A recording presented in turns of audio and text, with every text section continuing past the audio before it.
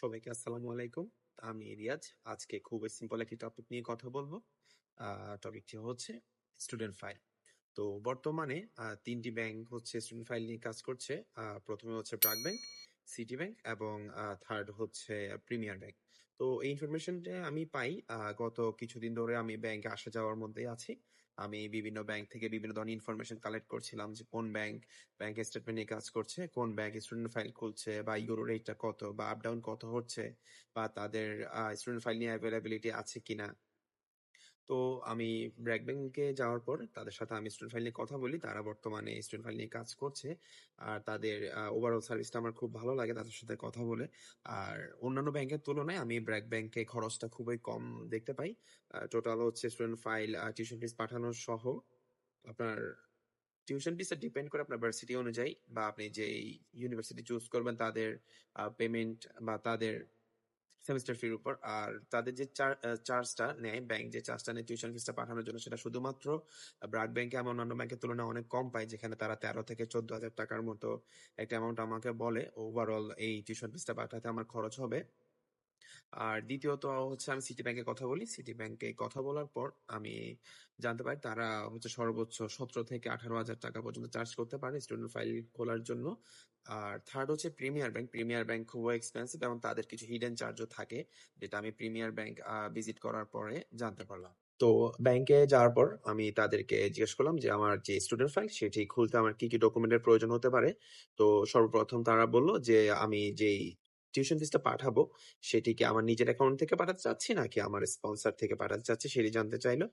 জানতে চাওয়ার পর যদি আমার আমার অ্যাকাউন্ট থেকে আমি পাঠাতে চাই সেক্ষেত্রে আমার নামে একটি অ্যাকাউন্ট করতে হবে, বা স্পন্সরের নামে যদি আমি পাঠাতে চাই তাহলে স্পন্সরের নামে একটি অ্যাকাউন্ট খুলতে হবে। স্টুডেন্ট ফাইল খোলার জন্য অবশ্যই আপনি যে ইউনিভার্সিটিতে অ্যাপ্লাই করেছেন সেই ইউনিভার্সিটির হচ্ছে অফার লেটারটি থাকতে হবে এবং তাদেরকে সেটি হচ্ছে একটা কপি জমা দিতে হবে। আপনাকে অবশ্যই আপনি যে ইউনিভার্সিটিতে অ্যাডমিশন নেওয়ার জন্য চেষ্টা করছেন সেখানে হয়তো আপনার যেই ইউনিভার্সিটি থেকে অফার লেটার দিয়েছে এবং স্ক্যান কপি বা অনেক ইউনিভার্সিটি হার্ড কপি দিয়ে থাকলে হার্ড কপিটা আপনি ব্যাংকে এসে তাদেরকে দেখাতে হবে।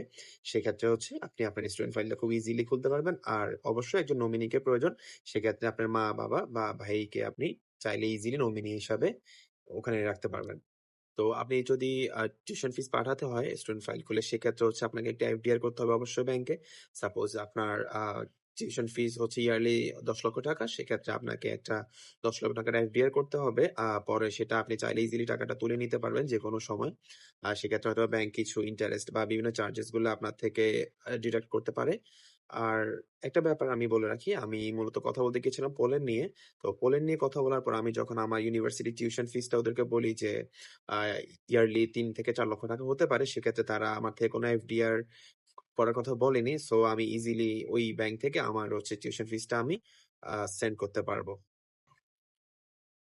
সেম ভাবে আমি সিটি ব্যাংকের কথা বলি, কিন্তু সিটি ব্যাংকের কথা বলে আমি খুব একটা তাদের থেকে সাপোর্ট পাইনি বা তাদের থেকে ডিটেলটা আমি জানতে পারিনি, কারণ তাদের ওখানে অনেক ব্যস্ততা ছিল। তারপর আমি যতক্ষণ কথা বলেছি এর মাধ্যমে আমি জানতে পারি তাদের সার্ভিস চার্জটা খুবই বেশি, মানে ব্র্যাক ব্যাংকের তুলনায় অবশ্যই বেশি, 17 থেকে 18,000 টাকা। আর তাছাড়াও আপনি যখন টিউশন ফিসটা পাঠাবেন হয়তো বা আরো কিছু হিডেন চার্জ বা আরো কিছু চার্জ থাকতে পারে, সেটা আপনার ভার্সিটির উপর ভ্যারি করে।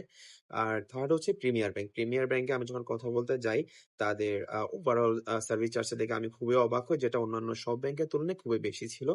অলমোস্ট 20,000 টাকার মতো, বা তাদের আরো কিছু চার্জ থাকে।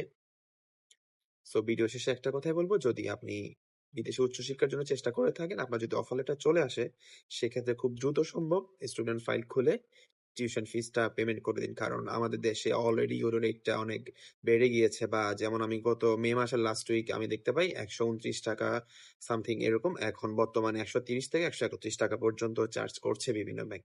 সো আপনি যত দ্রুত পাঠাবেন সেক্ষেত্রে আপনি ইউরো রেটটা তত কম পাবেন। থ্যাংক ইউ সবাইকে। আসসালামু আলাইকুম।